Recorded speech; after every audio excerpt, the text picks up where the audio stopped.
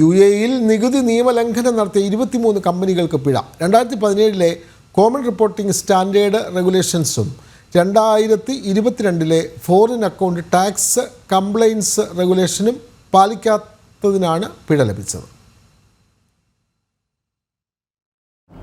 UAE financial service regulatory അതോറിറ്റിയാണ് നിയമലംഘനം നടത്തി 23 കമ്പനികൾക്ക് പിഴയിട്ടത്. 2017 കോമൺ റിപ്പോർട്ടിംഗ് സ്റ്റാൻഡേർഡ് റെഗുലേഷൻസും 2022 ഫോറിൻ അക്കൗണ്ട് ടാക്സ് കംപ്ലയൻസ് റെഗുലേഷനും പാലിക്കാത്തതിന് 6,10,000 ദിർഹമാണ് പിഴ.